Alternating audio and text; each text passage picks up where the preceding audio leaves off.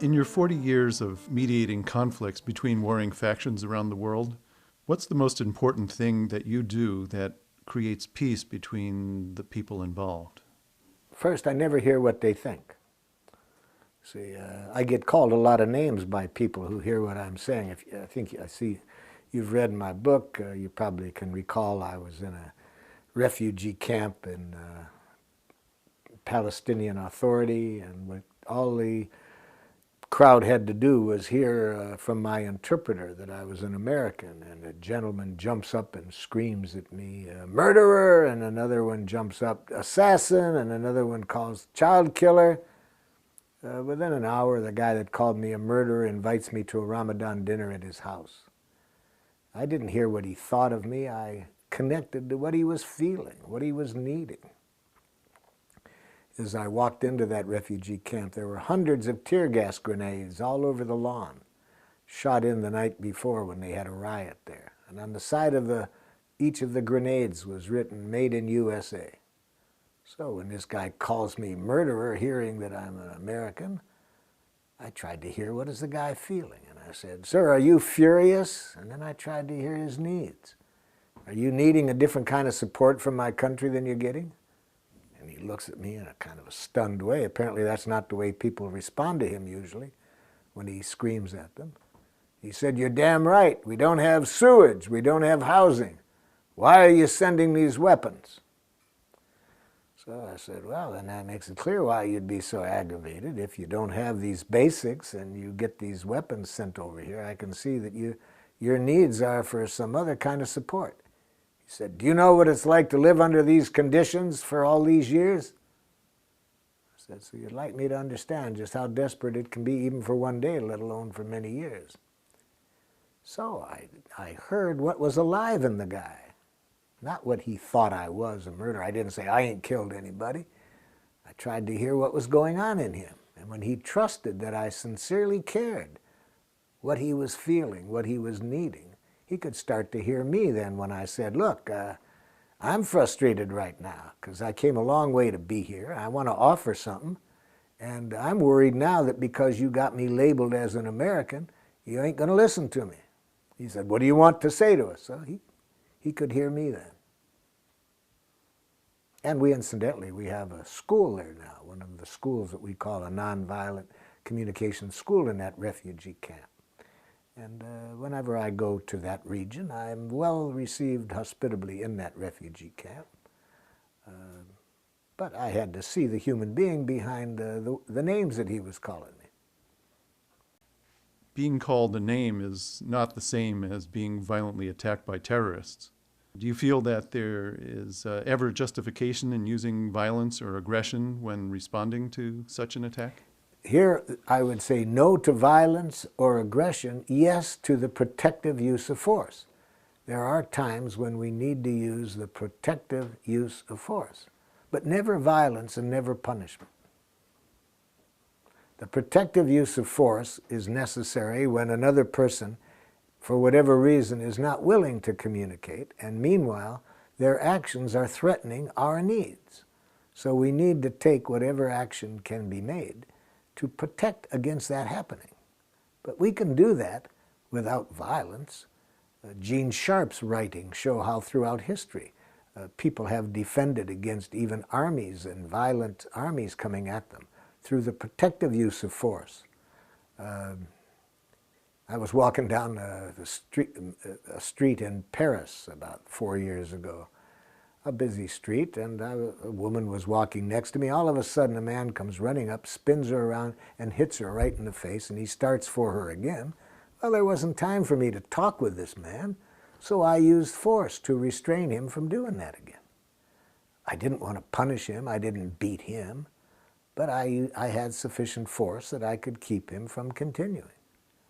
So yes, times you use force to prevent violence, but not in the form of punishment to make people suffer because you have judged them as evil. But just talking to terrorists and the governments who harbor them doesn't seem to work either. Look at all the peace talks we've had, and the violence just continues. Well, the kind of peace talks we have, I'm not very optimistic that they can prevent violence. They're not the kind of connections that get people connected with each other's humanness. They're basically arguments, and that they try to find some compromise.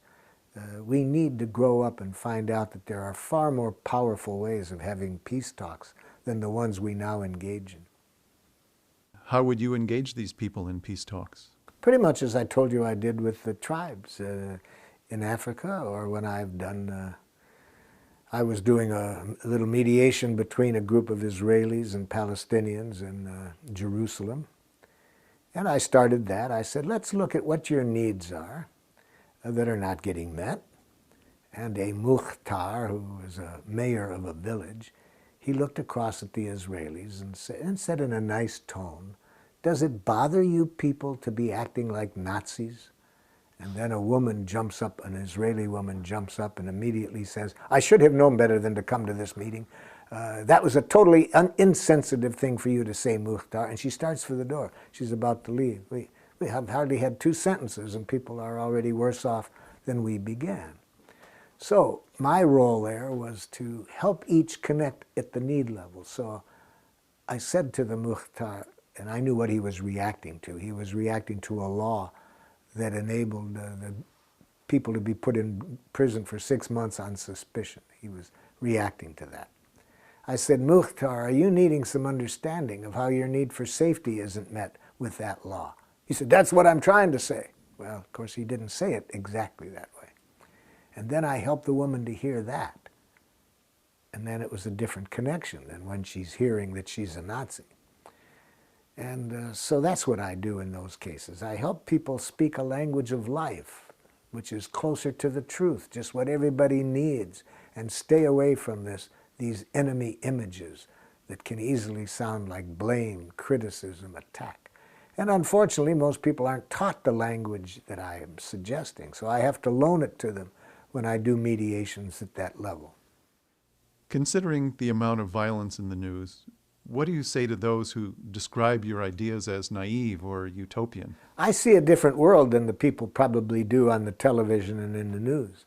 For example, I see the violence. I work in the places with the violence. But what they don't see are the people that I work with who have a different worldview. They have a different consciousness. And these people are spreading their consciousness rapidly. So these people are what give me the hope that they're not hard to find in every country. For example, Father Chris Rajendran, a priest in Sri Lanka. He's doing incredible things there, using our training to get the both sides that have been at war to do reconciliation work. He has an orphanage of kids that have been orphaned by the war from both sides, and he's showing these kids now how to relate to each other in a different way. So in many countries now, I'm working in about 35 countries, and I see that kind of person every day in my work. So I see a different world than the people see on the television. I'm not naive. I see the suffering. I was in a refugee camp not long ago in Sierra Leone, and I was working with a French physician was accompanying me on this trip, and when the director of the refugee camp heard that she was a doctor, he said, would you come with me? There's this child that's not very well. And I followed her over, and she was leaning over the child and the mother, and I said, Pascal, what's the matter? She said, the baby's dying of starvation. I said, why? She said, the mother's dying of starvation. And I turned to the refugee camp leader and I said, why is this woman starving? He said, well, why is this child starving? He said, we lose 7 a day. You see. So I've seen this. I'm not naive. I know what's going on. I work in Rwanda. There are people that have had everybody in their family killed. So I know what can happen in this world. But I'm working with people all over the world that tells me it doesn't have to be that way. There's people who have survived all of that and never lost a consciousness that that isn't what our nature is. There's nothing we human beings like more than to contribute to one another's well-being.